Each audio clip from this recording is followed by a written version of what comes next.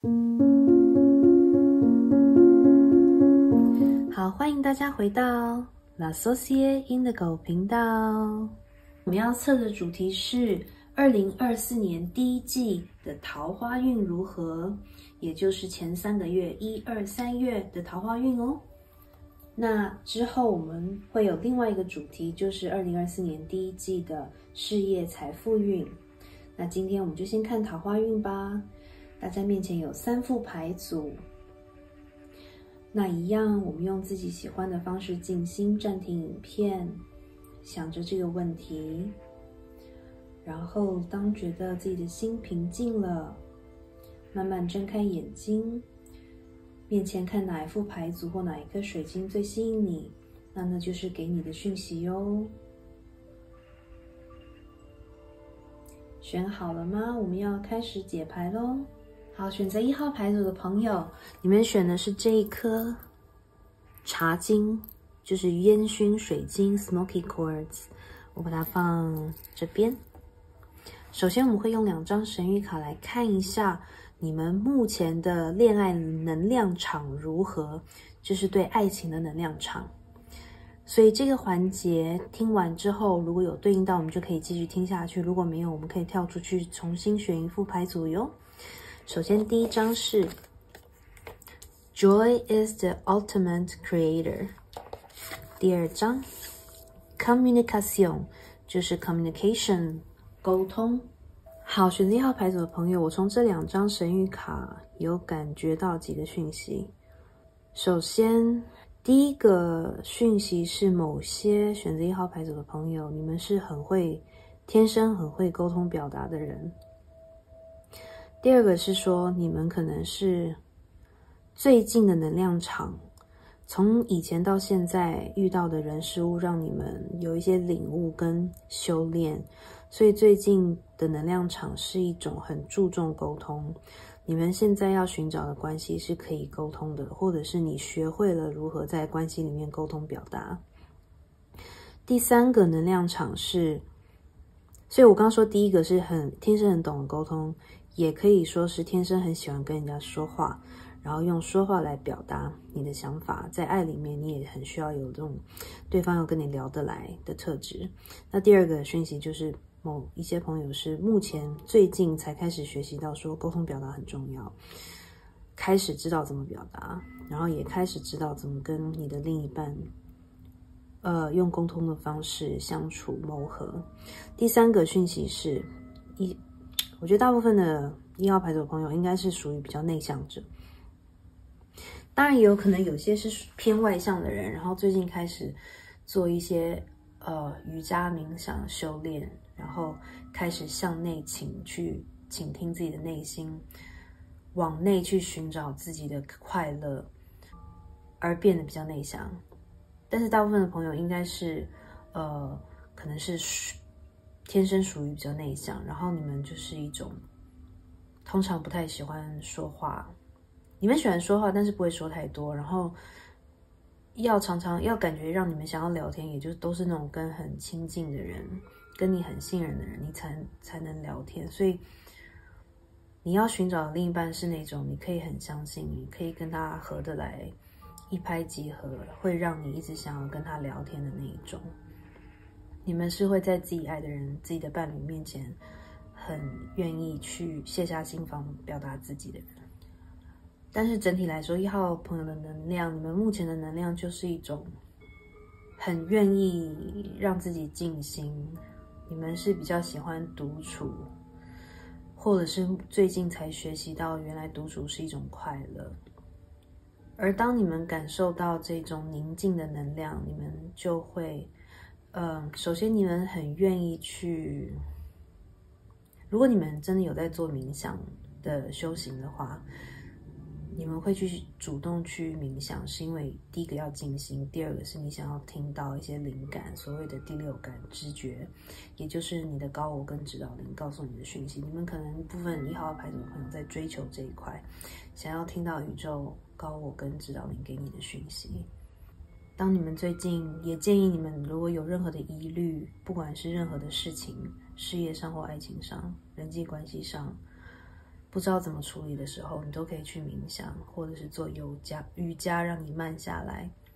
当你身体慢下来，呼吸慢下来，心真慢下来，你就会听到宇宙给你的一个建议，你就知道怎么做，怎么解决问题。好，你们的灵感应该很强，最近的灵感应该很强。你们这个 communication 沟通的这张牌也代表你们现在越来越懂得怎么跟你的高我沟通，跟你的指导灵沟通。有些人甚至会独自在家会跟指导灵聊天，跟人说话这样子。另外呢，你们1号牌组的朋友应该是属于很有创造力的，就是一种有些人可能真的是学艺术创作的。那就算你们不是做艺术创作这一行，你们天生有一种会用艺术手工的形态来表达自己的情感，而当你们在做这种艺术创作的时候，是最能够进入心流的时候，也就是进入了一种冥想的状态。所以有的人是艺术，也可以是跳舞，可以是唱歌，可以是画画，可以是摄影，可以是做陶艺，任何创作的形式都可以让你比较，如果你是属于内向的，你就会很容易用创作的方式表达自己的情绪跟情感。所以第1号牌组的朋友，你们最近，我先说最近好了，因为有一些朋友可能一直以来都是这样，但有一些朋友可能只是最近才进入这种比较内敛，然后用创作来表达自己的能量场。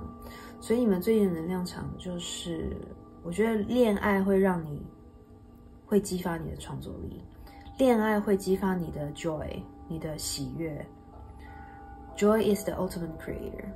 所以当你感觉到喜悦的时候，是你创作力最强的时候。所以你们这一组人，当你遇到喜欢的人，让你觉得好像有恋爱的感觉的时候，你们会非常的有创作灵感。有的时候甚至是晚上会睡不着，会直接爬起来，可能会爬起来写歌、写诗之类的。然后你们1号牌组的人甚至会用这种艺术表达的方式来表达你的爱。你可能会写诗给对方，写歌给对方，可能会画对方的肖像，可能会为对方拍照之类的，就是各式各样，是为对方做菜，这也是属于艺术创作表达的一种，表达你对他的爱，对他的关怀，对他的欣赏。那这样整体能量，最近第1号牌组的朋友是属于比较平静的，就是越来越懂得自己是谁，越来越懂得自己要的是什么。所以你们的关系，在爱情关系里面，对自己的未来的 love life， 你们开始知道说要找的是什么样的人，然后你会以快乐为主，以和谐为主。你们不会再去找任何会让你感觉到自我怀疑或情绪起伏的对象，而你们会有一种你们的内心小孩应该是越来越活跃，或原本你们的内心小孩就很活跃，所以接下来2024年，你们会找那个可以接受你的内心小孩，并且你的内心小孩你碰到喜欢的人，你的内心小孩就会出来跟他 say hello。你的内心小孩就会出来说话，会跟你平常可能在做事，或者是跟亲朋好友面前的样子有点，就是不是跟你太熟的人会觉得你是另外一个样子，你可能很少话，很稳重，很冷静之类的。但是跟你喜欢的人在一起，他们会看到你那种很可爱、很纯真，甚至是不顾形象搞笑的那一面。所以你们接下来找的对象绝对是那种你会感觉一拍即合，然后就是两个互相用内在小孩互相相处的那种对象，然后一起创造那种太阳牌，那种快乐、开心、无忧无虑的感觉的一个爱情关系。然后 OK， 然后甚至两个人可以一起去那个什么 retreat， 那叫什么 spiritual retreat， 就是去参加一些什么灵修营之类。好。那讲到这边，如果有对应到就可以继续听下去，如果没有，我们可以跳出去重新选一副牌组。接下来会用其他的神谕卡以及塔罗来看你们第一季的桃花运如何。好，1号牌的朋友，这边是帮你们抽到的神谕卡跟塔罗，代表你们1月到3月的桃花运。塔罗的能量感觉，我有几个讯息。你们的底牌是哦，我先补充一下，刚刚这一张 communication 它有代表数字11对这副牌组的人是一个关键，所以你们可能常看到1111，然后我联想到 Four of Wands 权杖4，所以你们这副牌组的人其实应该内心是盼望有稳定的恋爱关系、伴侣关系，或者是代表你们现在的人生。如果你们真的有看到111，如果你们又常常有在冥想，然后在做这种灵修的活动的话呢，你们可能已经在 align， 也就是说你们已经走在你们对的道路上，所以会看到数字111。那同时111有的朋友可能正在经历双生火焰的旅程，少部分的朋友另外也就是说111也代表你的这个正确的道路正在引领你走向稳定。然后你们的底牌是力量牌的逆位，所以这边有狮子座的能量场，另外我觉得应该也有一点处女座的能量。这边可以代表是你有狮子或处女，因为这边有一张钱币侍者的逆位，钱币就是土象的能量。另外有2张圣杯，所以水象的能量也有出现。所以选择1号牌组的人，你们可能有狮子有处女在你的星盘，或其他土象星座摩羯金牛在你的星盘里，或者是你们可能也有水象星座双鱼巨蟹跟天蝎在你们的星盘里面。那另外的讯息是说，你们之前可能有跟某一个对象或某几个对象交流，而这几个对象有处女狮子以及其他水象在他们的星盘里。首先第一张力量牌的逆位代表的是说，你们在经历了很多的这种不顺畅的情感关系 situationship 暧昧，你们可能之前遇到的人，如果你喜欢他，你发现自己喜欢他，你都会投入一些精力，但是最后他们都没有去珍惜你的这个内在小孩，或认出你的内在小孩。他们没有办法，你感觉好像有敞开心胸，但是他们好像还是无法了解你，或者是他们自己有他们的问题，而不愿意进入一段关系，而让你受到很多的伤害。这些伤害不一定很严重，但是每一次这样子累积下来，也是一个会让你觉得心很累、伤痕累累。所以力量牌的逆位让我感觉你们这一组牌对恋爱关系其实到就是这1到3月还是这种其实是有一点受伤的士兵，有一点没有力气在谈恋爱，没有力气想要再找人的感觉。因为之前的这些人的离开或者是不接受，这种 rejection 会让你有一种自我怀疑的感觉。虽然你不一定是没自信，但是在屡屡的受挫之后，总是人类嘛，总是我们难免一定会开始去思考说，到底是不是自己的问题，对不对？所以你们不一定会让这种没自信占据你的心，但是你就是会有一种疲惫了，然后不想要再上恋爱的战场的感觉。那这张底牌也有可能，我刚刚听到一个讯息是，你们可能之前有一个对象是这种处女或狮子座的能量，然后让你有一点点因为他们的不接受或离开或什么之类的关系没有成功，而现在让你觉得很累很受伤，会延续到就是今年的3月。然后有些人因为这种受挫的感觉，所以我觉得你们自己本身并没有真的很想要再去找新的恋爱关系，因为这边连续2张都是侍者 Page of Cups 跟 Page of Coins， 就是钱币跟圣杯的侍者。所以其实你们的这种不成功，经历了许多不成功的约会或恋爱或者是暧昧关系，会开始让你们去怀疑自己眼睛是狗丢了阿爸，或者是怀疑，因为你们应该是直觉很准确的人，对不对？所以你们会开始怀疑自己的直觉，怀疑自己看人到底准不准，然后甚至是开始关闭起自己的内在小孩。我刚刚有说你们是很注重让内在小孩出来的人，但是因为这种恋爱的经历让你不开心，你不开心你的内在小孩，你就会把它关起来，他就会躲起来。所以前3个月你的能量场可能还是这样，然后这个圣杯8的逆位也就代表说你们还是把自己关在一个这种旧的能量场，就是你没有走出去，你还是有一种这种很疲惫，然后不愿意再去冒险去谈恋爱或认识人。钱币侍者逆位也让我觉得你们不愿意再去付出你的时间跟精力，你们的冒险的心已经被吓到了，所以就是你们有一种收敛的感觉。有一些人部分的朋友选择1号牌组的朋友，你们可能之前有经历过一些，就是可能是你们没有接受某一个对象，然后到了就是1月到3月，你们还是会有这种后悔的心，这种好像觉得自己怎么之前没有接受人家，然后觉得是 miss opportunity， 就是好像现在要挽回也来不及了，所以这种情绪受伤的感觉会是这个圣杯8逆位，就是你还走不出来，你还在想念这个人。所以部分有一些1号牌组的朋友，你们这2024年第一季还是在想念之前的，可能某些人还在想念之前的一个对象。那也有可能另外一个讯息就是你们这第一季遇到的人你们可能都还是不甚满意，就是都是可能比较逝者的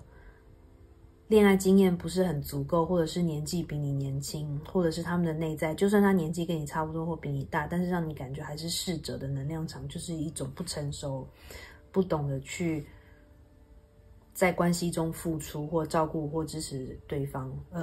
或关心对方的这种对象，就是第一季可能还是这样。But 我们的神谕卡是还蛮正向的。好，这边有几个很有趣的，就是这2张这4张。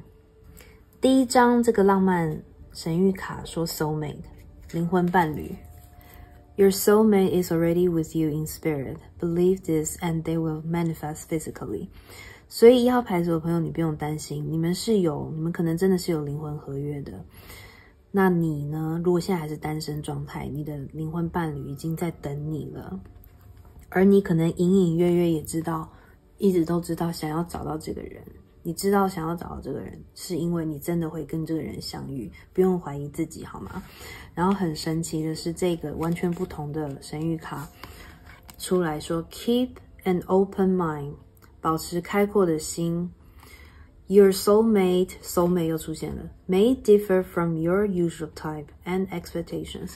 你的灵魂伴侣可能跟你平常喜欢的菜、喜欢的型跟期望有点不太一样，所以，你要保持开阔的心胸，不要受限于你一直以来想要的形式，或者是个性或者职业什么，有很多的条件，不要受制于你之前想的条件，因为当你转化，因为我们这边有一张 Phoenix 凤凰牌，你会转化，你会成长，所以当你成长，你变了的时候，你在认识人，你喜欢的点就不会只是这些条件，你会成长成去喜欢他的能量、他的个性、他的灵魂。所以当你喜欢的重点变成这种内在的能量灵魂的时候，你就会找到你的灵魂伴侣，因为你就不会受限于他的条件、外形。我并没有说他们一定就会，我就是直接很直白的讲，就是不要这样，因为我想要什么身高几，你不会就因此去突然接受一个可能比你矮的人之类，不用担心。我现在说阴性能量，如果想要一个比较高的阳性能量，这张牌不是说叫你去 open mind 去接受一个比你矮的阳性能量，不一定是这样，但是就是说你可能，我举例就是你可能平常是喜欢斯文型的什么小生子的类型，但是你碰到的灵魂伴侣他可能长得是像那个水行侠里面的那个，他叫什么名字我忘了，你知道就那种很雄伟很壮很黝黑的那种。所以我的意思是这样，就是他可能会完全跟你想象的不一样。然后 let your friends help you， 让你的朋友帮你。Ask for and accept support from others。你可以去要求并且接受别人的帮助。所以前3个月第一个是我觉得宇宙告诉你，多有出去的机会就出去，有见人有遇到人的机会就去。你如果有朋友就去聚会，如果有朋友想要帮你找对象，你就也不要拒绝，你就是跟着他们放轻松，一起见面去聊天啊玩啊，就都 OK。这是这张牌的一个表面的含义。另外我留另外一个讯息，有可能你们的灵魂伴侣是在你们的朋友圈里，部分的朋友，不是所有人有可能你们的灵魂伴侣是你的其中一个朋友，然后你从之前没有想过会喜欢他，因为他不是你的菜。Surrender， 臣服。At times, we must surrender the old before something new can enter our lives. Let go, and all will work out. 那这边就讲啦，因为你们的接下来3个月，就1到3月能量场还是处在这种有点消极，然后不相信自己可以找到人，也有点开始讨厌去认识新人了。然后因为你们的心里还住着一个人，甚至2个人。有的人可能心里住2个人一个住了2个过去的人。那这边天使请你要臣服，我们必须要臣服。如果没有旧的过去就过去了，你要放掉，因为你们的圣杯8还是逆位嘛，所以你的天使告诉你，圣杯8最好转成正位，你要走到更好的地方。你要把过去的人事物放掉，你才能迎接新的人。然后 let go and all will work out。这个有2个讯息，一个是放掉你心里住的那1个或2个人，就会有第3个新的人进来。然后只要你不再去控制，不再去一直想谁，宇宙你就可以顺着宇宙的安排，然后呢，所有的事情都会用最好的方向发展。所以第一个是我刚刚讲，你可能会遇到新人，这个灵魂伴侣。第2个是 maybe 部分的朋友，你的灵魂伴侣是旧人，但是仍然你要去放掉你们之前他拒绝你，你伤心的能量，或者是你拒绝他双方伤心的能量，过去就是过去了。当你们放掉之前旧的你们的之间的这种能量场，你们新的能量场才有机会产生。你们新的时间，你们才能走到你们关系里的新的时间线。所以我不排除部分1号牌组的朋友，你们会跟旧人在一起，但是不是所有人，这只是其中的讯息，好吗？因为我这边有看到 spying， 很有趣。这个 spying social network information ways， 第一个，你们如果有对应到你们心里还住着某一个人的话，或某2个人的话，你们常常在社交软体上去看他们的动态，这是第一个讯息。第2个讯息是，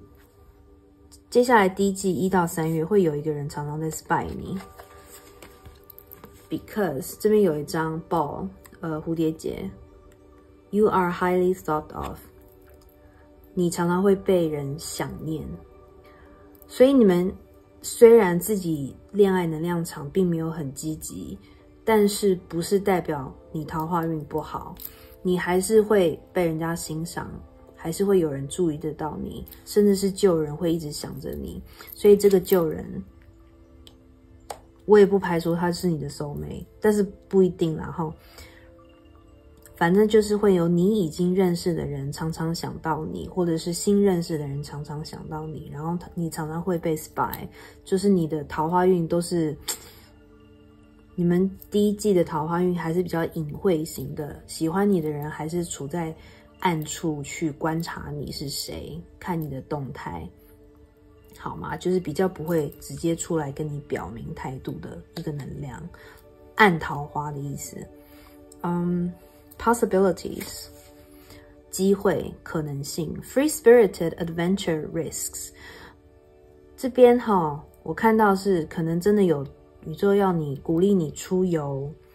去尝试一些之前没做过的事，新的事物。在你尝试这些新的事物的时候，会让你处在这种 Joy is the ultimate creator。你欢乐了，你就会提高能量场，就会吸引到别人对你的注意力跟目光，他们就会看到你的魅力。所以当你去做让你开心的事、好玩的事，让你的内在孩童可以出现的事情的时候，就会有桃花机会出现，好吗？那你可能会认识，你要让自己 free spirit， 你要让自己放开、放松、自由自在，然后呢，不要害怕去尝试，就是要冒险，然后你就会遇到你的对象，可能就是这种喜欢冒险，然后也是自由自在的人，他们就会被你吸引。火象的能量。好，然后呢，好多牌要讲，这2张 ，The Sword and Rose， Clarity, Truth, Revelation, Solidarity, Force, Honor, Protection, Power。这一张 The Phoenix 凤凰 New Face Rekindle Renew Transformation Growth Changed Mind。 好， The Sword and Rose， 我觉得你们就是第一季还是属于那种会很保护自己的心的一个能量场，然后但是你们会越来越清楚的知道，因为 Clarity 剑与玫瑰你们会斩掉，毫不犹豫的去斩除那些你觉得不适合的人，然后因为你不会再因为什么要有礼貌或者是怕伤别人的心，然后一直去礼貌性的回应什么，不会了。你们第一季就是那种不喜欢就直接不回了的这种感觉。你们也不会害怕孤单，你们就是宁缺毋滥，自己一个人也没有关系，享受独处 Solidarity， 我刚刚有讲，你们会享受独处，然后你们会是保持着一种，我这边感到骑士精神，我也不知道为什么，你们可能真的会认识某一些有骑士精神的对象，但是基本上我觉得你们本身就会开始 honor 自己的这种独身的，你们会很光荣，觉得自己是独身贵族，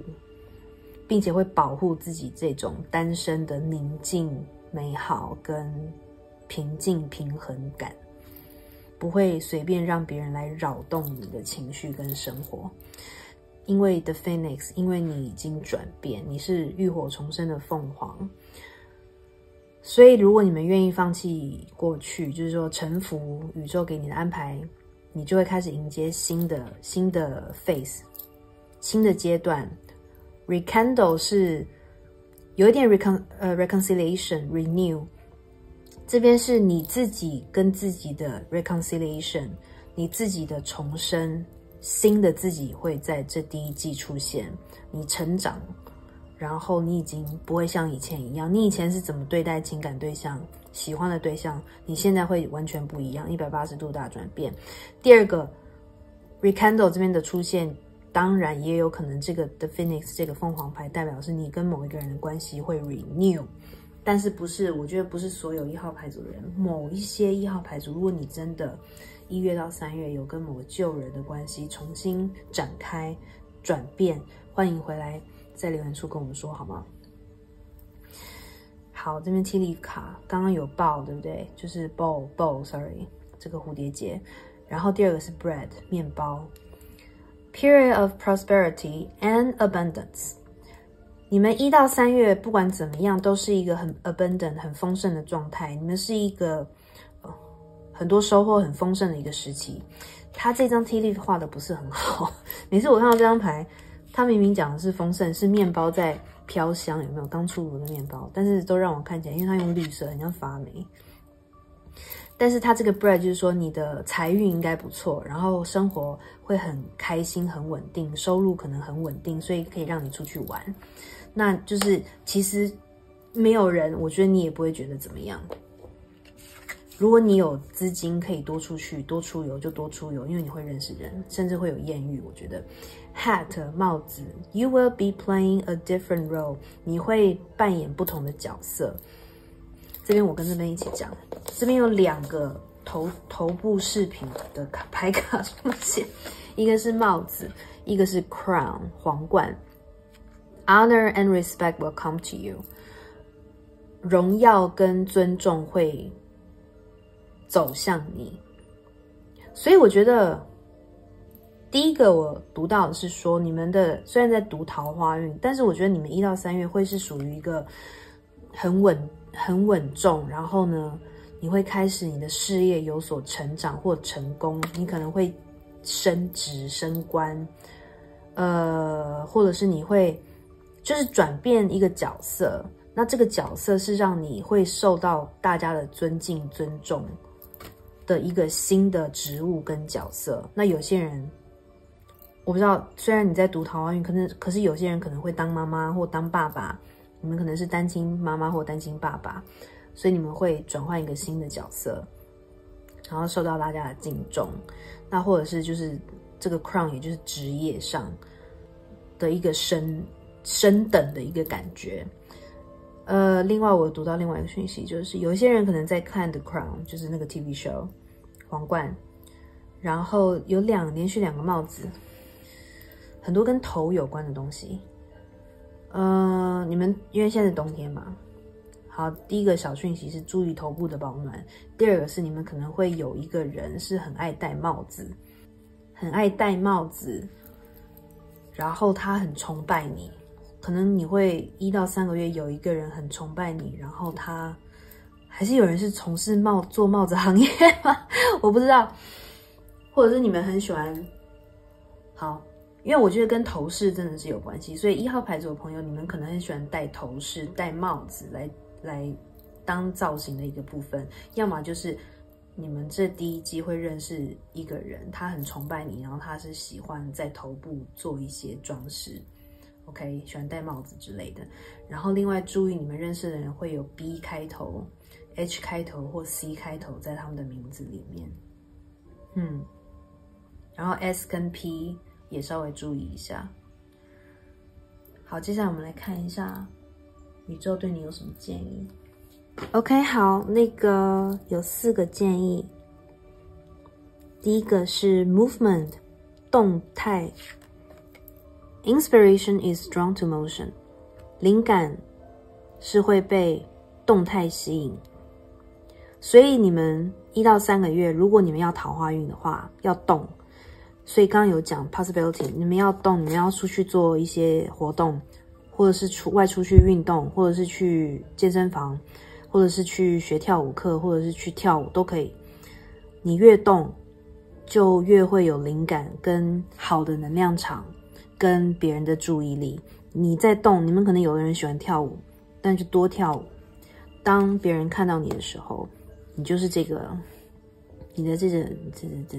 处在这种心流，然后这种散发光芒跟快乐的感觉，别人就会来接近你。第二个 ，Moonbeam， 这是月光。You are on the right path， 是不是？我刚是不是有讲？如果你们有看到111，你们就在对的道路上，所以不用担心，好吗？然后就是臣服宇宙，你已经如果你觉得你有在臣服，那就再多臣服一点，好。然后呢，不用担心，你就算现在是单身，但是这是你必经的道路，你就是要遇见你的灵魂伴侣，所以现在的单身是一个重要的一个经历过程。第3章。You are good enough， 你够好了 ，Full Moon in Virgo， 所以真的 Virgo 处女能量出现，所以1号牌组人可能真的有很强的处女在你的星盘，处女的能量在你的星盘。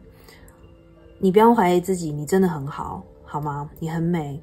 你很谨慎，你很优雅。Full Moon in Virgo， 最近你们连续2个是满月耶，好厉害哦。我先讲第2章。Full Moon in Aries， 满月在牡羊。A fury climax approaches， 哇哦，一个很 fury 应该怎么说？无惧吗？无惧的高潮要接近你，要来了，很棒啊，很棒啊！这2张卡就直接是 0 and 10， 就是你们现在已经是处在一个能量爆满，储存了太多的过去。的悔恨啊，自我怀疑啊，你们要利用今天或明天，应该是明天吧的满月的能量去释放旧的你，旧的记忆，就是旧的不好的回忆，然后什么后悔能量都释放掉。你要知道自己够好之后，然后呢，经过月相的转换，下一个满月，你可能就遇到你的灵魂伴侣了，因为有一个很高潮迭起的剧情，不是剧情，就是应该是一个，我觉得是一个会让你充满火能量的开心的事情要来了，就是准备好吧，就是你也不用先去想太多，但是就是把你自己该做的功课做好，释放旧的能量，臣服之后，你就会迎来那个 climax，OK？ 好，那一样怎么能漏掉天使解答环节呢？我们现在前面有3张卡吼，你可以问一个问题，然后呢，问完问题，静心一下，睁开眼睛，看哪一张牌最吸引你。我们会从左到右解牌。好，那你最吸引你的那个卡就是你的答案，好吗？我们先从这边解。第一张 ，It's up to you， 是由你决定，你说了算，好吗？这个我就不用解释太多了。第二张 ，Opportunity， 哇哦！你们第一组真的是有很丰盛的能量，连续2张牌都在讲 opportunity， 所以我觉得应该是桃花也有很多的机会，只是看你要不要。然后就是你要放宽心去接受各式各样的人，这样。然后财富就不用说了，我觉得你们的财富事业应该是也是有非常多的机会啊。好，不知道你们是问什么，但是是机会。第3张，There's something better， 有更好的在等着你，所以就是你不需要执着在这个选项或你问的这个人事物上，会有更好的，或者是更好的方向。好，可能是同一个人事物，但是会有其他的方向可以解决这件事情之类的。There's something better， yeah， something better， 你的灵魂伴侣在等着你。好，那我希望今天的读牌对大家有帮助。那欢迎在这支影片按赞、订阅我的频道、开启小铃铛，并且也欢迎分享给你的亲朋好友一起来读牌。你们的按赞、订阅绝对是对我最大的鼓励。然后也感谢大家的 Super Thanks， 以及自由捐献。你们的这些支持都会帮助这个频道继续稳健的成长，好吗？感谢大家。然后也欢迎去追踪我的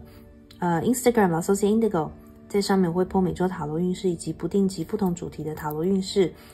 然后呢，如果有个别占卜需求的朋友，也欢迎 email 给我，在我的描述栏有我的 email， 或者是我的 Instagram 上直接有一个按钮可以 email 给我哟。好，那祝福大家，祝大家桃花朵朵开，放轻松齁。那我们下次再见咯，拜拜。好，选择2号牌组的朋友，你们选的是这一颗紫水晶，我把它放这边。首先我们用2张神谕卡来看一下你们最近对恋爱的能量状态如何。首先第一张是这里有点长， Attack, pain, fear, judgment and any form of separation are merely calls for help。 它的意思是说攻击、痛苦、恐惧、judgment 审判，以及所有形式的分离，都其实是一种求救的呐喊。第2章 Pardon， 抱歉，一种道歉的能量，对不住别人的能量。做这一副牌组的朋友，我从这2张卡的对应真的感受到很深沉的一种道歉，一种遗憾、后悔，到最近才意识到自己之前对待别人，可能是 general 的人际关系或特别对待情感对象的一些态度，你们可能一直都有这种感觉，但是最近开始越来越清晰，知道说你们可能开始回想起一些过往，然后你们发现对方的反应其实是因为自己的种种的自我怀疑，或自己自我感觉不良好，或者是一些其他的原因而导致让对方有一些很沉重的反应，或者是剧烈愤怒或伤心的反应。你们可能让很多人流泪，因为你们的能量场不好的时候，你们特别是在情感关系里面，你们会 attack， 你们可能会用言语去伤别人的心，有意识或无意识造成的伤痛。那这个伤痛是因为你自己曾经受过伤，你曾经受过伤导致了你的恐惧，你害怕再度受到伤害的恐惧，而让对方受伤，让对方流泪。这2张都有流泪的形象，这边的这个紫色的这种泪流下来，从脸颊这样流下来的感觉，还有这边的这个眼睛的这颗日月星辰，也有一种泪滴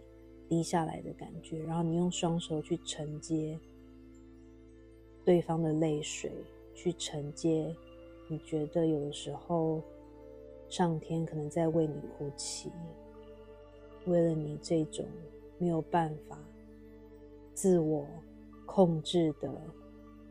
一些行为反应情绪哭泣。那同时最近你开始感受到有些人，你们可能真的有跟一个对象处在分离断联的状态，然后或者是 in general 从以前到现在，你常常是那个 avoidant 的人，就是因为你的恐惧跟伤痛，你会把别人推开，你会攻击别人，让对方觉得难受，让他们离开。那你最近开始觉得意识到这些自己做的事情，然后开始感受到这种好像自己伤害了很多人或某一个对象，然后很对不住，但是又无从去表达，然后你常常会造成关系的分开分离，你会去 sabotage， 你会去自己自动自发的去破坏一段关系。这些都是一些心理学，就是你们的一些心理的因素创伤造成的一些行为模式。第2号牌组，如果你真的最近开始自觉这样的行为跟心理情绪行为模式，你可以去看医生，去看心理医师，去看 therapist， 或者是去找相关的书籍，心理学的书籍来看。我很鼓励大家可以先从书籍开始，然后慢慢的去建立一个概念之后，再决定要不要寻找专业的医师来跟你谈话，协助你。那你这种常常去 sabotage， 去自我破坏关系的这种行为模式，其实都是一种 call for help， 因为你的内在小孩受伤，因为你的精神心理受过创伤，而形成了这种比较扭曲的对待爱，碰到一个爱你的人，碰到你喜欢的人的一种你的行为对待的行为跟态度会很负面，然后反而就如同你觉得没有人会留在你的身边，那你干脆先破坏掉它，就不会去承受别人离开你的这种伤害。但是当你破坏掉这段关系，两败俱伤之后的伤害其实也很沉重。但是这是你总是内在生成的是一种求救的讯号，你的 sabotage 是一种求救的讯号，你一直期盼有一个人可以真正的理解你的行为背后的情绪状态，你想要被拯救，想要被理解。但是在人类的世界里，就算再体谅你、再爱你的人，都没有办法承受你无尽的这种推开跟破坏，好吗？好，所以你们会有一种一直无限循环的感觉，觉得自己老是碰不到能了解你的人，但是其实你才是那个你要先治愈好自己。所以你们有这种伤心抱歉的能量，罪恶感，对，罪恶感，你们最近对待爱的能量场是一种罪恶感，你们寻求你们可能没有办法再跟这个被你伤害的人寻求原谅，所以你跟上天寻求原谅。你可能会祈祷，你可能会，有的人就是希望你在心里默念着这个对方的名字，想着他，跟他说抱歉，他可以在5D 的世界听到你的歉意跟你的对他的想念。好，那这个环节如果有对应到，就欢迎继续听下去，如果没有，我们可以跳出去重新选一副牌哟。接下来我们要用其他的塔罗跟神谕卡来看你们1到3月的桃花运势如何。好，这边是帮大家抽到的塔罗跟神谕卡，代表你们1到3月的桃花运。I have to say, you're ready for love. 然后 love is in the air. This is amazing. 没关系，我们刚刚能量场是你们最近的感受，对不对？但是我觉得你们在这一段感受之后呢，就会迎来一个新开始哟。因为呢，每一张卡都超对应的，很厉害。第一张是世界牌的 World， 世界牌就是不对，它是21号，但是给我有一个10的感觉，就是一个循环的结束 ，completion。所以你之前对爱的一个感受跟能量场已经结束，然后这边有一张这个浪漫神谕卡 ，New Beginning， 新的开始 ，A new adventure awaits. Embrace it and live your dreams passionately. 所以这2张都代表的是你已经告别了过去的你对爱的态度跟一种这种罪恶感的感觉，然后你会迎接一个新的开始，新的冒险正在等待着你，这种爱情的冒险，你要去拥抱它，然后 live your dreams passionately， 热情的实现并且 living 你的梦想。那21号我们这边看有123，生命灵数123，某个月21号生，然后你们的底牌是权杖10，权杖10的逆位，这2张刚好起承转合，有没有？你们的底牌权杖10的逆位，这边是射手，好像是土星在射手如果讲错可以更正我，谢谢。土星射手逆位，也就是代表说你们已经决定放掉以前的重担，这个重担可以是说刚刚所谓的罪恶感，还有你们应该是很负责任的人，就是说你们其实会一直破坏关系，就是对自己，你们就是因为在爱情关系里面会想要负责任，会很关心对方，但是就是又因为害怕受伤，你们越关心越投入越负责，你们受到的伤害会越大，所以就是这种很诡异的这种恐怖平衡，你们就会去破坏掉关系，然后让别人以为你是不负责任的人。但是其实如果你疗愈好这一块，你会拥有一个很美好的关系。你要去疗愈你的内在小孩，你就会有这个勇气去接受任何情感关系的结果，你不会太去在意别人的拒绝或不接受，你不会再往心里去的话，你就会你会有那个耐心跟勇气去遇到那个最适合你的人，然后让你去负责跟投入。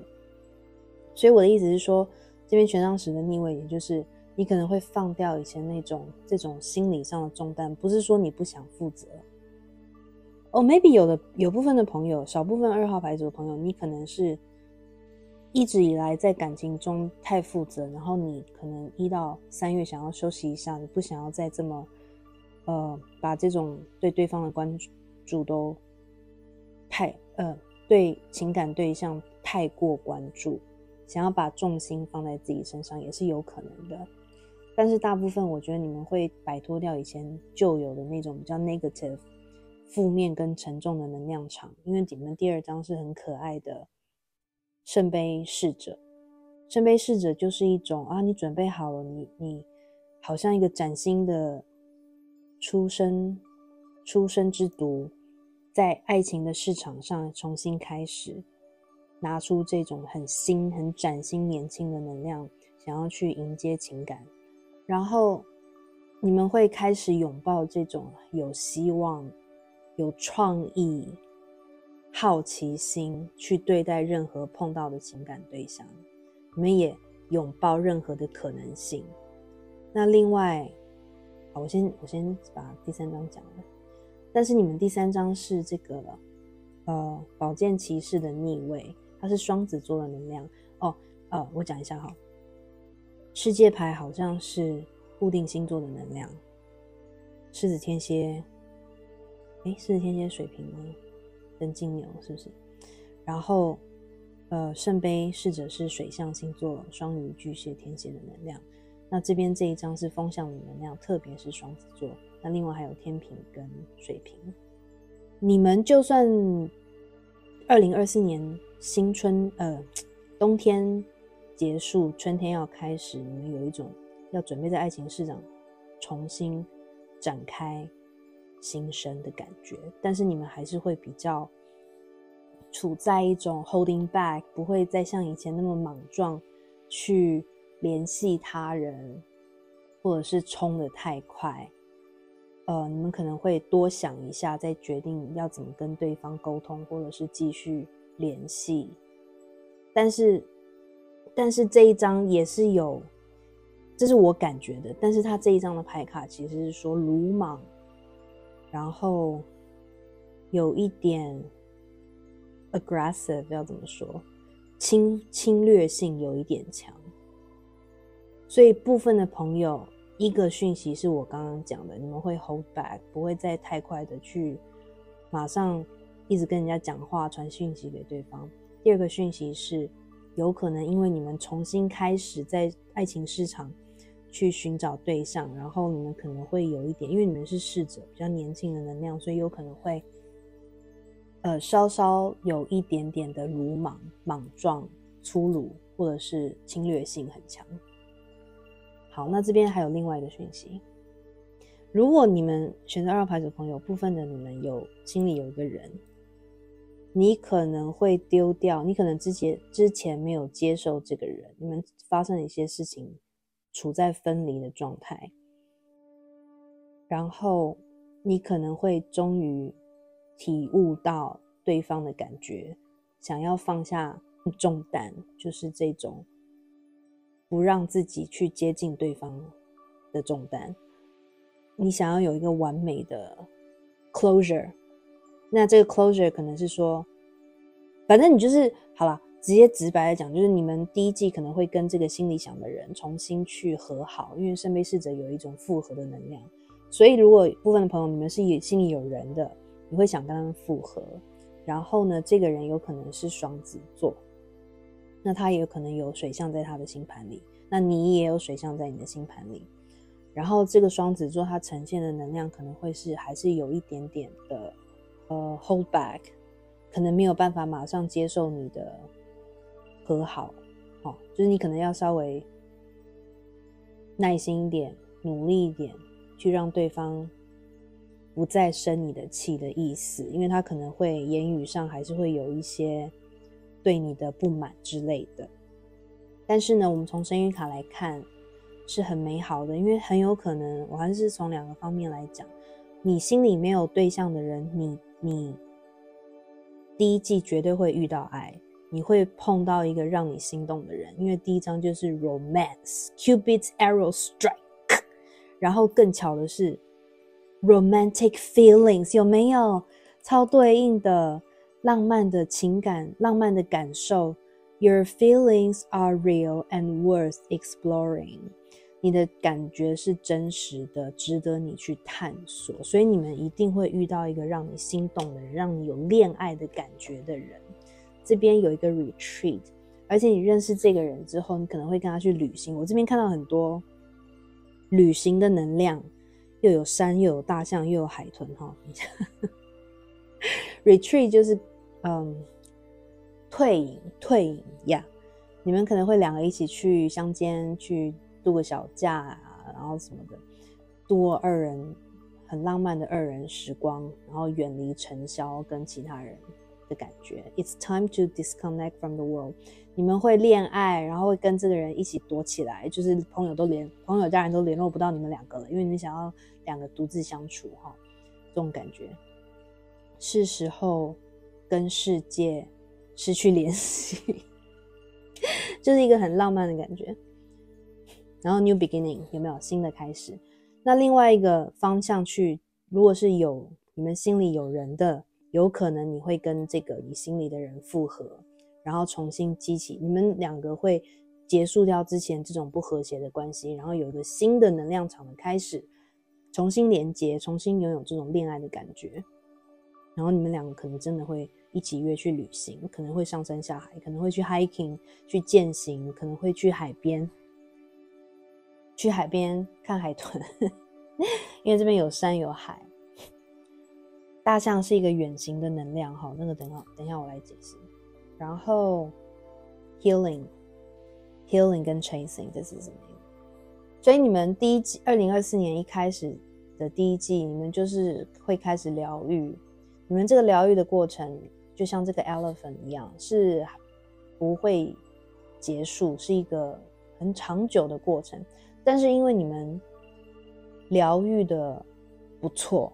要讲不错吗？就你们开始有一种被疗愈的感觉了，然后 releasing purifying 跟 cleansing， 你们可能真的有做一些事情让自己去，你们可能有人真的有去看心理医生，那有人可能是真的去做灵修之类的，或者是冥想，或者是有宗教信仰什么各式各样每个人不同的方式让自己 releasing， 就是这个权杖十逆位有没有解除掉就有负面的能量跟情绪，让自己净空，就是清爽，重新开始，然后 chasing。 你们以前可能是running 的能量，你们第一季会变成 chasing 的能量， pursuit toxicity resilience， 所以你们会开始去追求你有兴趣的对象，你心里有人的话，你会去追求这个你心里的人。好，这是我看到的，我等一下还会讲第二个讯息。然后 love call 爱的来电，对啊，是我刚说 love is in the air， 你们充满了恋爱的能量，真的。 Someone express love, a message of love, thinking of you and letting you know。 第一个是你可能终于发现说自己想要谈恋爱了，你会很努力的去对你有兴趣的人表达爱意，你会打电话给他们，然后表达你对他的感觉，然后常常会讯息给他们，让他们知道你在想他。那第二个就是你认识的这个新对象，他也会不吝啬的，就是常常打给你联系你，让你知道他喜欢你，他想你这样。那这个对象也有可能就是你如果是心里有人的第二组朋友，就是你会打电话给他们，你们两个会互相一直有这种爱的联系，不会有那种好像已读不回的情况。 snake， 但是这边有个 the snake， 这边有两个 snake 的能量场，因为这个 the world 世界牌上也有一只蛇。 the snake 他写说 competition, enemy, clever, malicious, look over your shoulder, the other woman。 好，我这边读到几个讯息。你们大致上讯息是说2号牌组的朋友，你可能在就是我们一开始第一季的桃花运很好，对不对？然后会碰到喜欢的人，恋爱的感觉，但是你可能会碰到竞争对象，然后这个竞争者可能是不是所有竞争者哈，就是部分竞争者他可能是属蛇或蛇的3合的生肖，就你们再稍微小心一点。你喜欢的这个人他会有另外一个追求者chasing 刚好在 the snake 旁边，他会有另外一个追求者，那这个就是你的竞争对手，然后这个追求者他可能是属蛇嘛，就是我刚刚讲的。那另外也有可能是你是属蛇或蛇的3合的生肖，然后你是这个可能你喜欢的这个人他已经有一个常常来往的对象，而你突然决定要追求他，那你就变成那个竞争对手，好吗？但是你会不放弃的去追求，因为这个 chasing 有 resilience， 有一种我一定要追到你不可的这种感觉。那这个竞争对手的能量这边有出现 bat， 你的竞争对手可能是 B 开头B 开头的名字，好，这个蝙蝠的能量 Take care, enemies are working against you.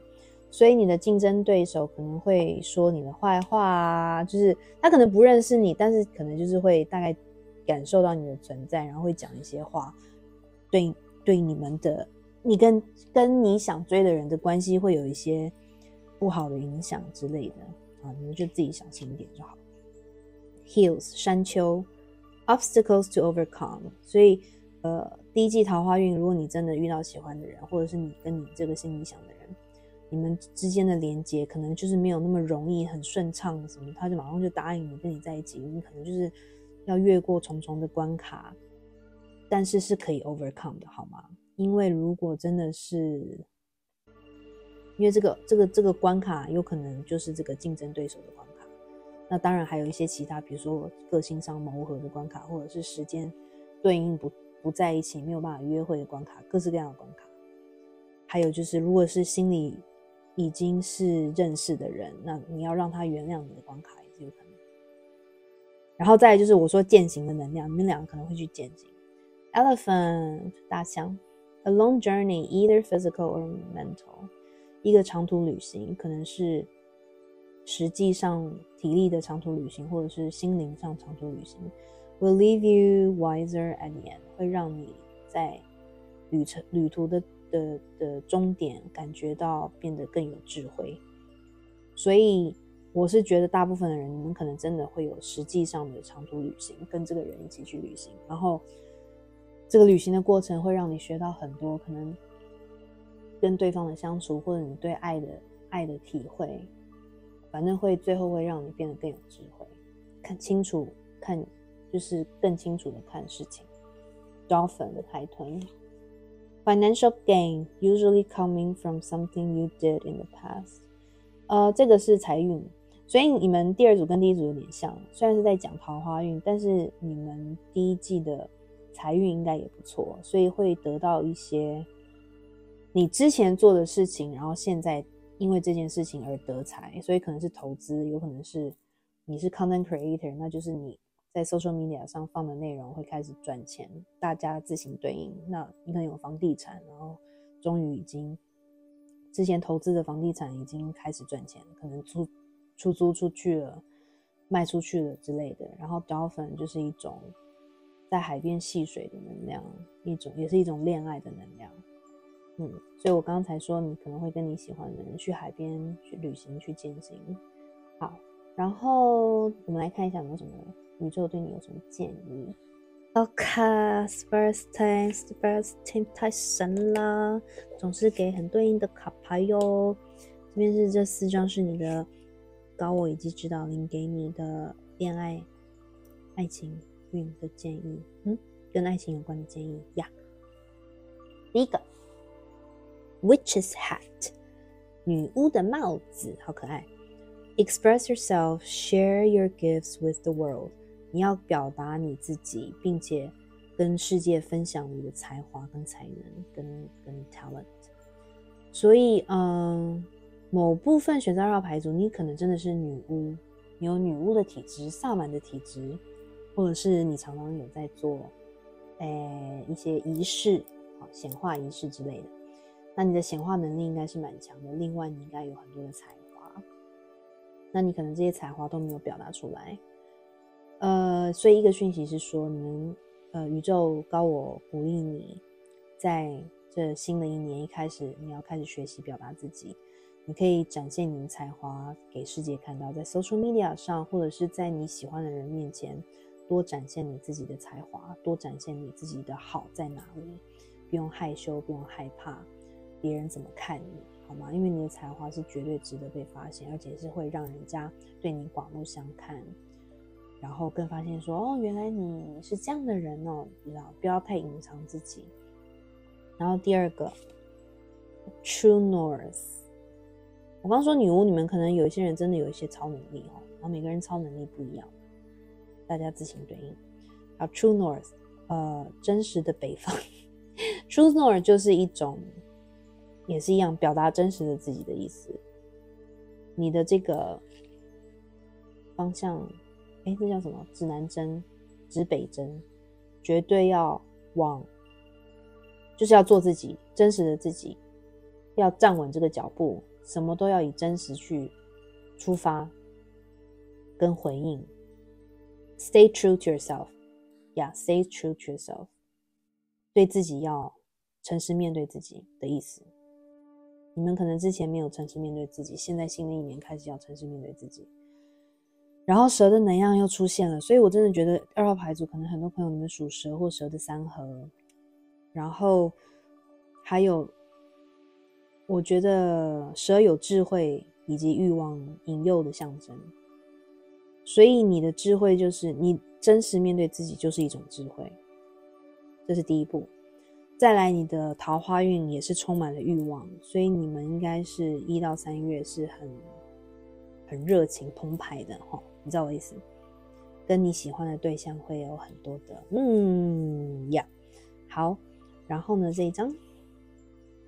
New Moon in Leo 新月在狮子座， Confidence is your key to success。 所以在你的恋爱关系里面，你绝对要有足够的自信，你真实面对自己之后，你就会自然而然有自信。我是说真的，拿出狮子座的能量。有些人你可能真的有狮子座在你的星盘，那没有的话，也就是说你如果没有，那你就是缺狮子座这种很有自信展现自己。这边这几张牌都是在叫你展现自己，很神吧？所以不要再隐晦，不要再藏起来，不要对别人有感觉却不说，要有自信拿出来，因为谁知道别人说不定超喜欢你，你都太害羞了，然后没有办法，你都不跟人家沟通，你怎么会知道，对不对？好，新月很妙的是1号牌抽到的都是满月，2号牌抽到的都是新月，所以满月是 release 释放，你们新月就是 manifest 要显化，开始迎接新的能量了。这也对照刚刚的这个 new beginning， 完全就是一个新开始。你们2024年第一季的爱情关系就是一个新能量新开始，迎接新人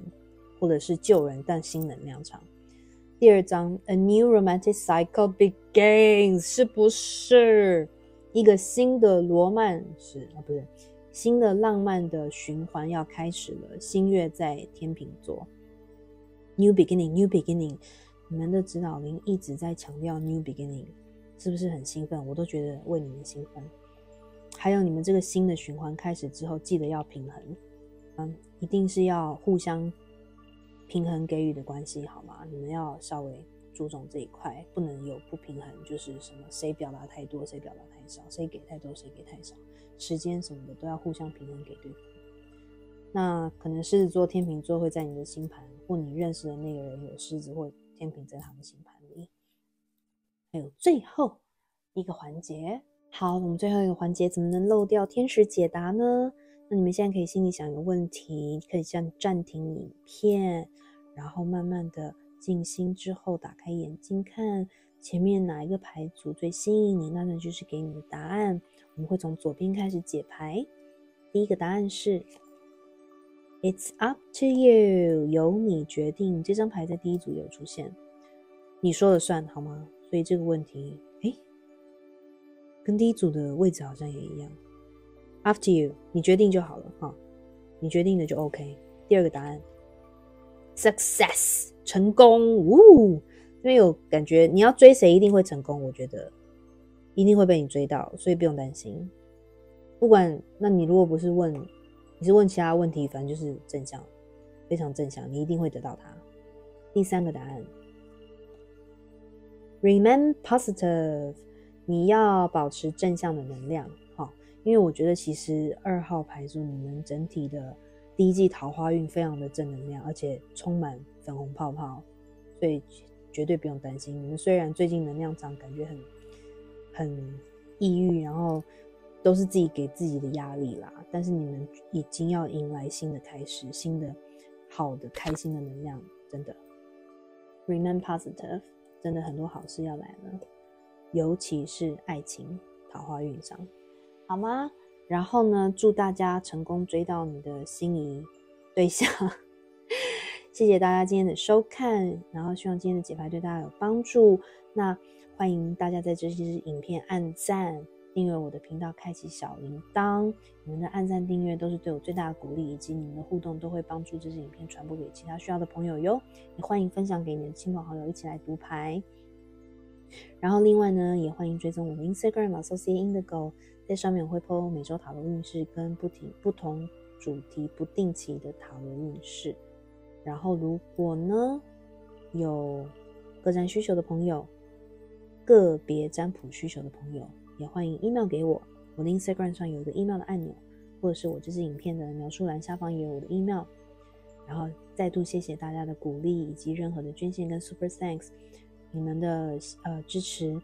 都会让这个频道能够稳健的成长哟。谢谢大家，我们下次再见咯，拜拜。好，选择3号牌组的朋友，你们选的是这一颗紫绿色的透明水晶柱，我把它放这边。首先我们用2张神谕卡来看一下你们最近的情感爱情生活能量场。首先第一张是 I recognize that I have chosen fear and I choose again, I choose love。 第二张 Regrets。 2张的能量非常的对应。首先这一张是讲说我认出 I recognize， 我清楚的知道，我认出我之前都选择恐惧，现在我再选择一次，我会选择爱。那 regret 就是后悔 regrets。 你们同时都有2个月亮的形象。好，这个蛮明显的，就是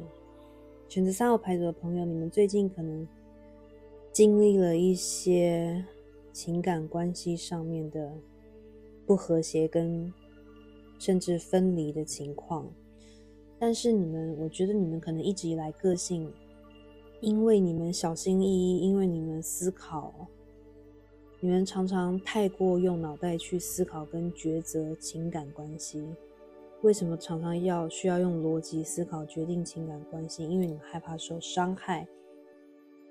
所以这张牌说，我终于发现我之前都是选择恐惧。所以最近你们可能有碰到一些情感对象，然后跟他们的分开，让你发现说你好像应该要在当时选择爱，用对对方的真挚的感觉跟感情去决定事情，而不是因为你害怕受伤，或害怕被抛弃，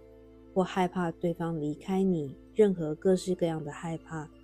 而导致你用头脑去做了一个决定，就是可能不跟那个人在一起，或者是讲了一些话把那个人推开。那或是有的人，你们是每次在情感关系里面，如果有争吵发生的时候，你可能会说，有些人可能会说一些比较伤人的话，其实都是出自于你的恐惧。这副牌组跟2号牌组有一点类似，所以如果有2、3牌组选不出来的朋友，你们可以在留言处跟我们分享。首先这张 Regrets 后悔，所以你们最近爱的能量就是有一种后悔的能量场。我刚刚才会说，你们可能有的人刚经历分手，或者是暧昧的结束。那有一些人如果没有经历暧昧的结束，那就是一直以来你们可能最近的能量让你们去回忆过往，然后发现你其实有很多情感机会，因为你的恐惧而没有把它维系好，或者是没有把它把握好，所以现在很遗憾，很后悔，觉得有点来不及的感觉。因为你们可能最近比较成熟了，最近的能量场让你们愿意静下心来思考自己到底是怎么处理情感关系。当然一定是，我觉得大部分选择3号牌的朋友一定是有一个 trigger， 就是有某一个特定对象把你们推进这个，就是终于知道，然后有点后悔的能量场。我这边每次这张卡一出现，我就感觉到摩羯座的能量，因为这有点像那个恶魔牌他头上他的那个头。然后你们这群人，摩羯座是很务实的一个星座，然后他这边有3只眼睛。有一些3号牌组的朋友，你们可能真的有直觉力很强，但是同时因为这2个眼睛在他的脚上，所以我觉得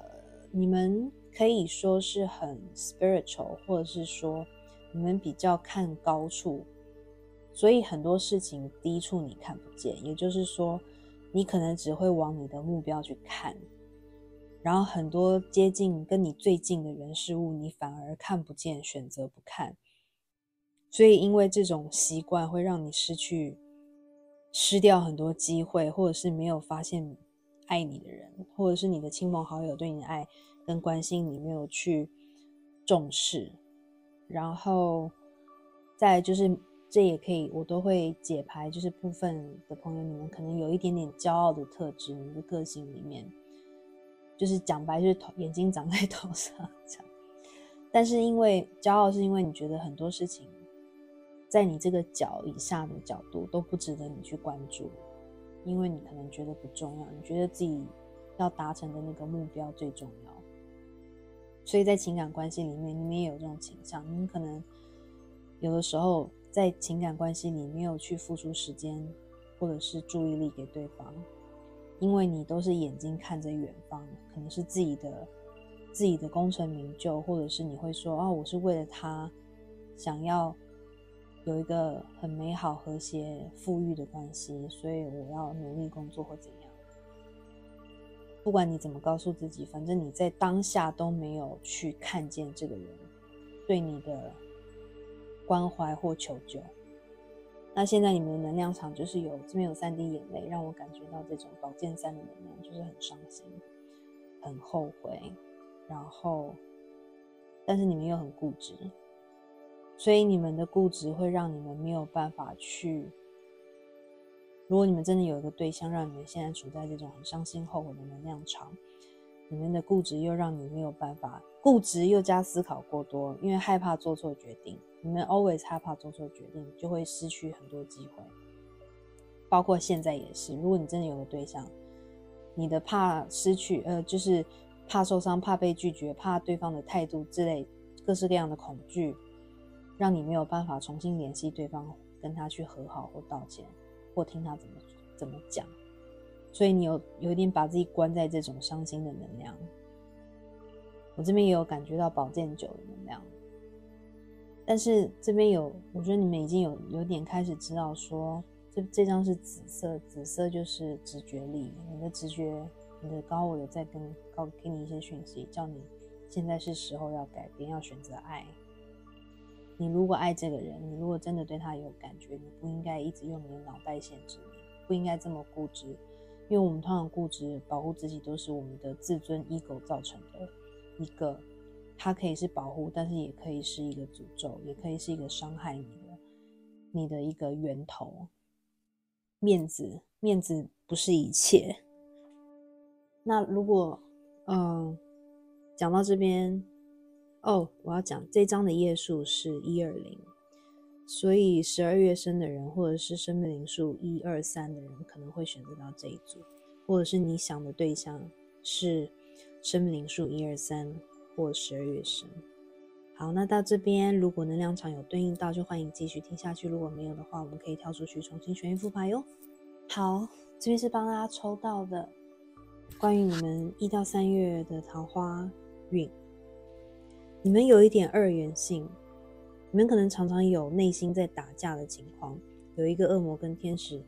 各坐在左右肩膀上，因为其实这张牌它里面有讲到二元性，所以你们自己常常会有内在冲突，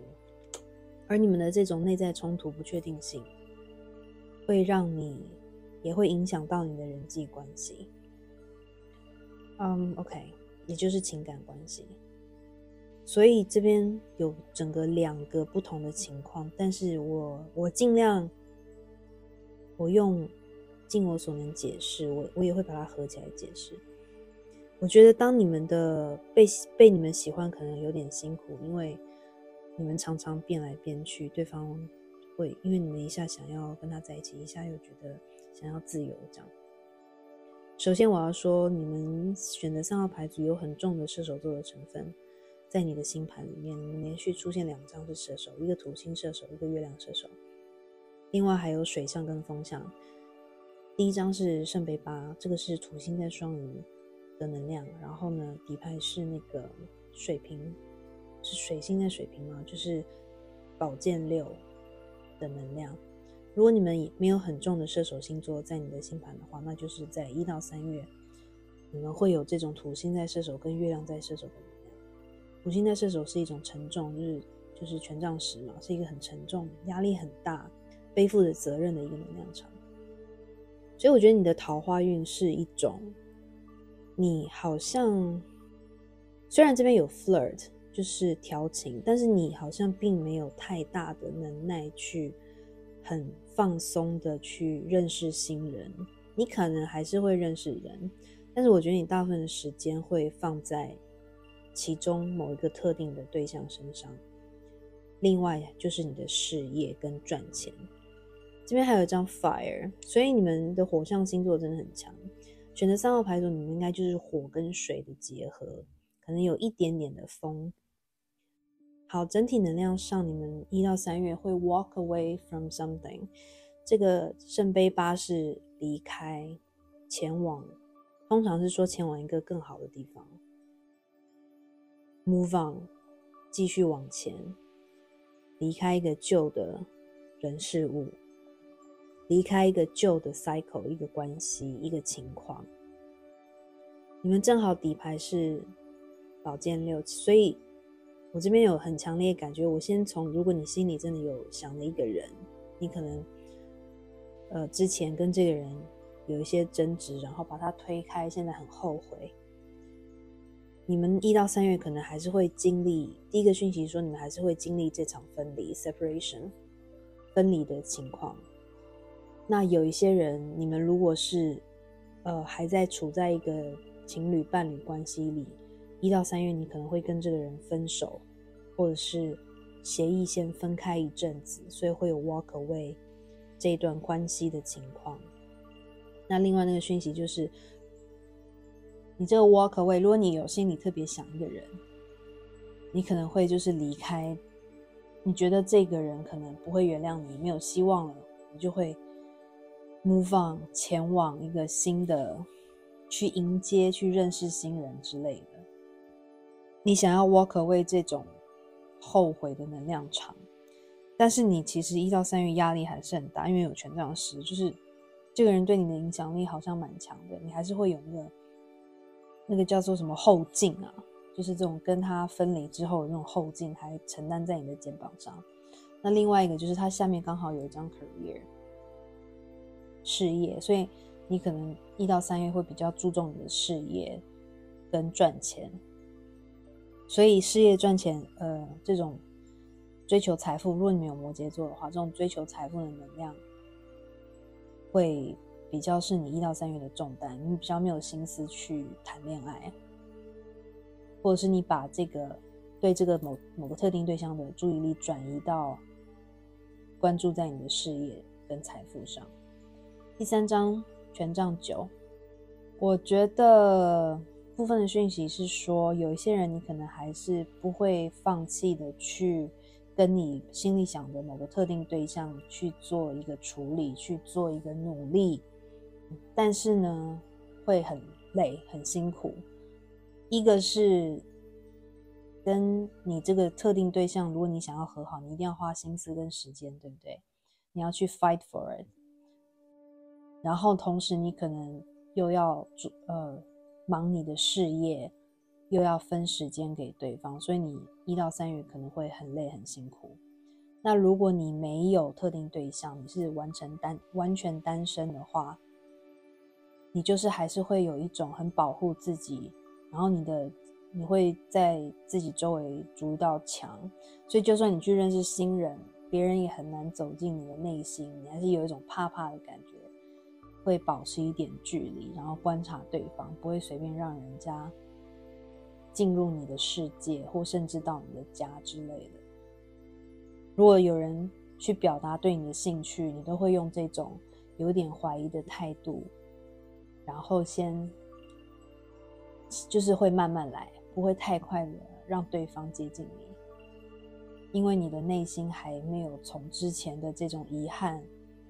跟受伤的情绪走出来，你正在走出来，但是还没有完全走出来的意思。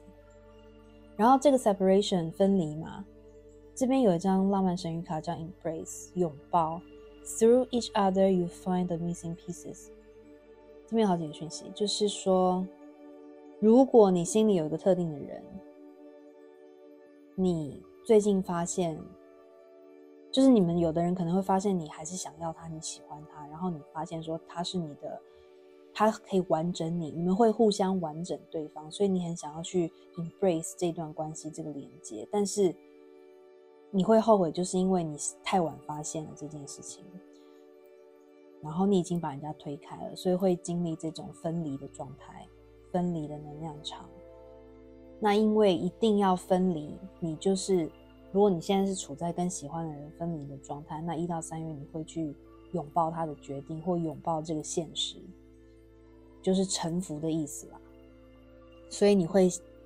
会先照着这个剧情，这个命运的剧情走，先 walk away， 先离开这段连接一阵子，然后你的心里会有一点觉得这是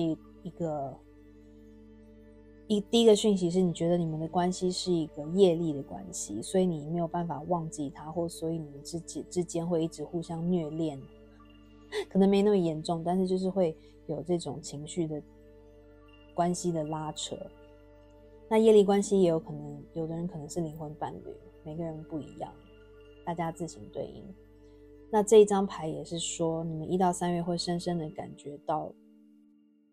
你好像被karma 在教你一个课程，就是你1到3月还是会去体会这种你之前做的事情，然后你现在开始被感觉到自己之前做错了。比如说你把对方推开，那现在你就是感觉到伤心，因为你后悔了，你现在才发现你很喜欢他，之前不应该推开他，所以这就是你的 karma。 consequences 后果， cause and effects 就是原因跟影响， death 就是一个 death 是什么？债务，就是要还的意思。所以如果你被迫要持续跟这个人分开，或被分开，或他不理你，你就是在承受这个业力果报。那如果是1到3月在情侣关系里面1到3月可能会经历分离的状况或分手的话，那就是一样，其实跟刚刚解释是一样，那就是这是你们的一场，你们正在经历自己之前做的决定的后果。好，这个 engagement ring 有几个讯息。 engagement ring 就是订婚戒指嘛， engagement 订婚， partnership 合伙， commitment 承诺， eternity 就是永远， completion 结合，不是完美completion 我没有翻completion 跟 union 差不多， union 就是也是结合的意思。所以我觉得让你们分开的一个原因是某一方想要承诺，另一方不能给。那我先猜选择3号牌组的你们可能之前拒绝了对方，不给对方承诺，或者是你们在交往中你不愿意去跟对方结婚，而导致你们现在的分离，然后你现在开始后悔说其实你很在乎他之类的。那这个第二个讯息是你因为经历了这场分离才发现说你很喜欢这个人，你其实很想要跟他组建一个家庭，或者是跟他往就是你们关系的下一个阶段往前迈进。所以1到3月是这个能量场，这是这边可能是天使边。好，现在讲恶魔边不能不说恶魔边啦。好，一个是因为这张是 flirt 就是暧昧调情， extend your light-hearted energy to others， 因为你这边的一个受伤的感觉，所以你会还是想要认识新人，展开你的新生活，爱情生活，所以你会去跟人家约会啊，跟人家调情啊，认识新人啊，这样哈，这是你的另外一个，我刚说2元性嘛，所以这是你的另外一面，另外一个能量场。 manifest miracles， 显化奇迹， your dream is soon to become reality， trust your heart and continue to follow its guidance。 所以我觉得你们有一种你在后悔没有掌握到这个你喜欢的人，你太晚发现你很在乎他，他可能不理你了，要分开了，你很伤心。但同时，如果你们真有射手座，我真的觉得这应该蛮对应的。同时，你也不排除去认识别人，你会觉得世界这么大，还是有可能可以认识到。你可能自己心里对感情关系有一个小小的梦想，这个梦想，你如果不介意，可以在留言处跟我们分享。然后你还是有这种好像充满了希望，会认识到心里的白马王子、白雪公主这种感觉。好，这是其中一个讯息。第二个讯息是，当然也有可能这边还是连接到你心里想的特定的那个人，你可能会跟他维持这种比较轻松的，偶尔还是跟他就是暧昧一下啊，互相用言语调情一下的这种感觉，然后你希望用这种轻松暧昧的态度可以挽回你们这一段关系，让他重新放下心防来跟你重新连接起来。那你们的这个 manifesting miracle 这个奇迹就是他会回到你的身边，这样。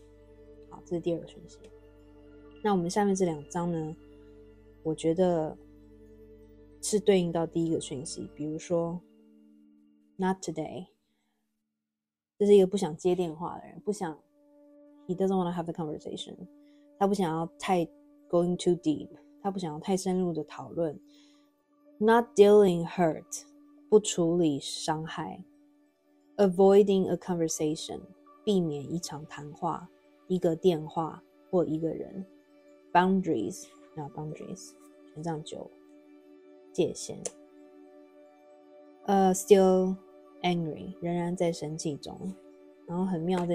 这不同的卡牌出来是一样的东西。distracted， 分心。sidetracked， change， delays。 sidetrack 就是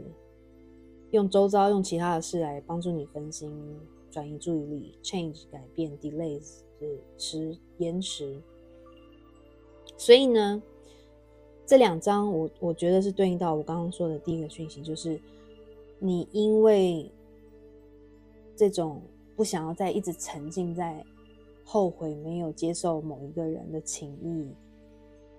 的这种能量场里，你会去拥抱新的关系的进入。当然你还是会处在这种会小心翼翼的，就算是在认识新人，但是你在跟新人接触的时候还是会用这种，你可能是真的蛮会调情的，就是你会用这种 light-hearted 的能量去吸引别人，然后呢去分散你的注意力，让你分心，不要再一直想之前那个人。然后 not today， 也就是说你用这种跟别人调情，或甚至同时跟很多人在聊的这种状态，撒网捕鱼的状态，去避免去想这个人，去避免去感受自己的伤痛，然后去避免你明明知道自己应该要打给那个你想的那个人跟他聊，但是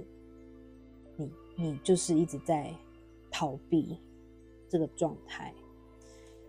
因为你们对这个人也是有点怨，就算你觉得可能自己做错，但是你对这个人也是有一点怨怼的感觉，你觉得他把你推入了这种情绪漩涡里面，这是你对他的怨怼。好，然后 Angel 第一张天使 Spiritual guidance, protection from harm。 你1到3月啊，就是不太需要担心会受到伤害，因为你有天使在保护你，有这种灵性的指引。如果你有再去开天眼，我开玩笑，如果你有再去试着联系你的指导灵的话，你会得到一些指引，然后你是被保护，不会受伤。另外这个 Angel， 我觉得你喜欢的那个人他可能是阴性能量啊，不是所有人，但是就是说我觉得你跟他在一起，你为什么会后悔？因为你后来发现他是一个天使，他是一个指引你灵性上可以指引你的人，好吗？就大家自己自行对应。 Career 我们刚刚讲了，你会注重1到3月你有桃花，但是你还是会注重在事业上。然后这一张 Boat， 你们如果有摩羯听了应该很开心，射手听了应该也很开心，因为射手应该也蛮喜欢赚钱，谁不喜欢赚钱OK， 好，船 Money or property through an inheritance. Winning or windfall。 哇哦，你们就是我觉得不用太伤心哈，因为这张卡说你会得到金钱或者是房地产，就是你会继承金钱或房地产，或赢得金钱或房地产，然后或者是有一个 windfall 就是那种突然大量的得财的感觉。你们有的人可能1到3月会旅行，就这有2张都有船的能量，所以你可能会坐船去哪里，当然不一定坐船啦，但是就是要过水，你可能会过水去某个城市某个国家，然后这个可能是去散心，或者是去为了工作去这个地方。你旅行会为你得到钱财，你可能会你这个赢得，我觉得这赢得不一定是所谓的什么大乐透那些，你可能赢得就是有一种你好像找到了一个 property 房地产，一个土地居然用很便宜的价钱在卖，所以你觉得好像赚到了这种感觉。我觉得这也是你们1到3月有可能的能量场，就是赚到，用很低的价钱买到一个很高价值的东西，然后会为你带来钱财。 Fire 火 Strong emotion 强烈的情绪 Passionate love or hate 热情的爱或者是恨。那这个我刚刚有讲，你们是对应到你们是火象星座，很多选择3号牌组。再来就是1到3月你会经历很强烈的情绪，这个情绪有可能是恨或有可能是爱。好，那你们是2元性，我觉得2个你们应该都会经历。然后我们最后来看一下宇宙有什么建议要给你。好，刚刚指导灵提醒我要补充一些讯息，这个 engagement ring少部分的朋友，你们可能就是在跟这个想的人分开之后，我刚刚有讲吗？不管有没有讲，我还是现在补充，你们可能1到3月会决定要跟对方，就是有的人可能真的 engage， 如果你们之前已经在交往，那之前没有交往，那就是说终于决定要跟他们在一起。好，1到3月。然后另外这个 not today 跟 distracted， 如果另一面是如果你还持续跟这个人分开，或是你完全是单身，你们1到3月是处在这种不想太认真进入一段关系，你们会到处认识人，撒网捕鱼，跟每一个人就是用这种暧昧的感觉调情聊天。然后如果有任何的，因为你想要转移你的情绪，不想要太过的紧张，因为你的事业压力已经很大，你也不想要太跟任何人讨论你的内心情感，所以如果有任何的暧昧的对象想要跟你再更深入一点，你都会用这种 Not today I don't want to talk about it， 这样就是你可能会 ghost 别人啊，已读不回不读不回这种感觉。好 Advice， 这第一张跟第2组一模一样，所以我真的觉得可能有朋友第2组跟第3组都想选。第一张是 Witch Hat， 女巫的帽子。我第2组有解释哈，有一些如果你们这张卡跳出来，部分朋友你们可能真的有一些那种通灵的能力、超能力、感知力，就是你可能是 Shaman 萨满，或者是真的有女巫的体质、男巫的体质这样。但是这张是说 Express yourself, share your gifts with the world，你要去1到3月，你的高我指导灵建议你要努力，不用努力啦，就是你要懂得表达你自己哈，因为你们可能有的时候都不说，都自己在脑子里想，不沟通。那你要说，那另外这个表达也是说，你要让世界看到你的才华跟才能，不要因为伤心或怎么样或害羞，就你可以尽情的展示。你可能有点没自信，或怕别人去评论你，这张卡是说不用怕这些东西，你有能力就是要展现出来给别人看见，这个会帮助你的爱情关系，甚至是你的事业。 OK， 好，这一张 Curiosity 好奇心。 What sparks your interest? It's a question， 这是一个问题，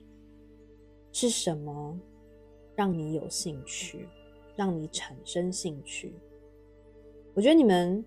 可能3号牌组人已经可能一直以来都是有那种老灵魂或者是少年老成的这种个性，然后你们在三立世俗世界过了几十年之后，就觉得说，好像没有什么可以激起你的兴趣，反正凡事都一样，每天都一模一样的东西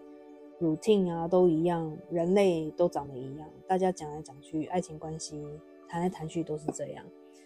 所以呢，我觉得这张卡是说，你们可能要跳出框架思考，你们要去看，你如果还想谈感情，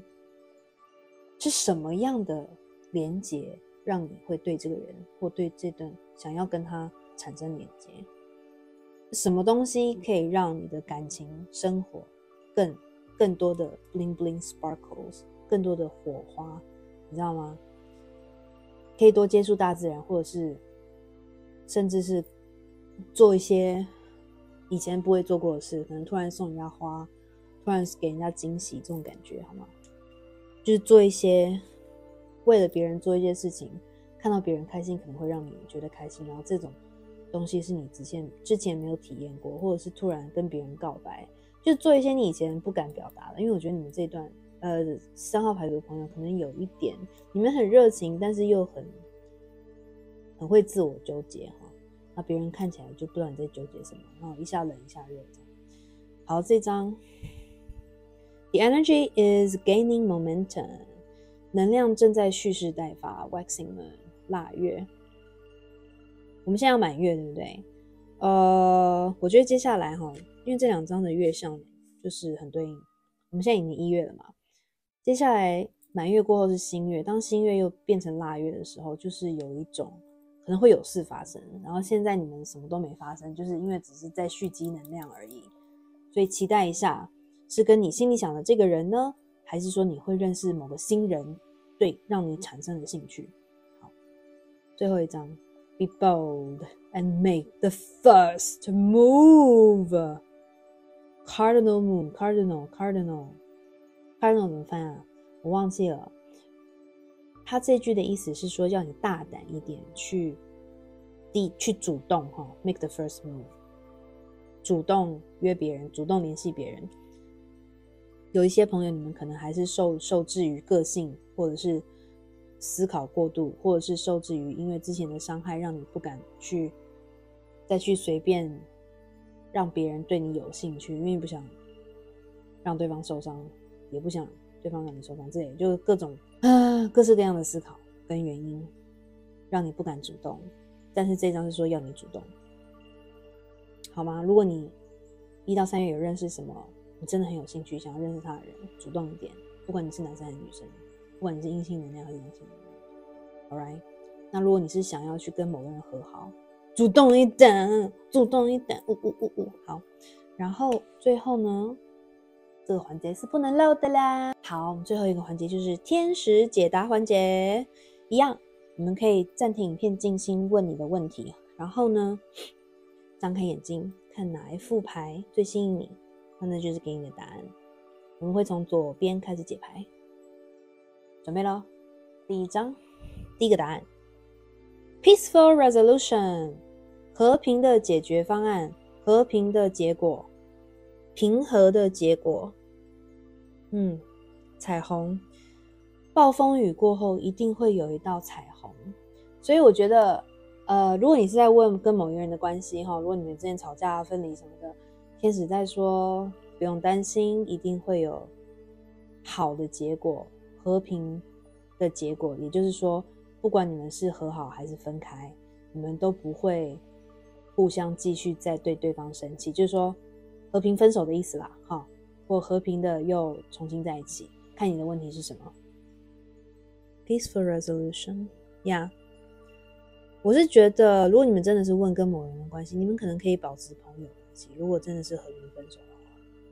好，第二张，第二个答案 Meditation bring answer， 所以呢鼓励你继续打开你的第三眼去冥想，连接高我，连接你的指导灵。你有任何你的，不管你这个问题可能大家都不一样，所以天使说你们大家各自去找时间冥想，你就会听到答案跟知道该怎么做，好吗？也是彩虹，很多彩虹真的。我觉得第三副牌组你们的能量真的是有一点 turbulence， 就是之前经历的一些纷争啊、暴风雨啊，这种感觉剑六也是从暴风雨中终于驶向平静的水面，从暴风雨出来的感觉。第三个答案 compromise 妥协。不管你问的问题是什么，我觉得这边有天秤座的能量，然后有一个要公平的能量。怎么样公平？那就是要互相去沟通，去协调，然后互相妥协。那你这个问题一定是希望跟某一个人或某一个事，你不想要失去他们，你还是想要保有他们。但是如果你的个性一直都是以自己为主，那你们要为了这个你想要保存的人或事去退一步，你一定要给对方他要的之后，他才有办法给你要的，这就叫妥协。妥协是什么？互相给对方安全感，才能维持这段关系，好吗？妥协的重点就是互相都要先得到基础的安全感，然后再慢慢往上加，慢慢往上加，才能合作嘛，哈。不然只有一个人通通有安全感，另外一个人什么安全感都没有，那个叫做 slavery 那个叫做他就变成他的奴隶啊的意思。好，那我希望今天的读牌对大家有帮助。然后呢，我诚挚的祝福3号牌组的朋友，你们可以真心的知道自己想要什么，然后同时你们是受到保护的，所以不用担心，这种天使。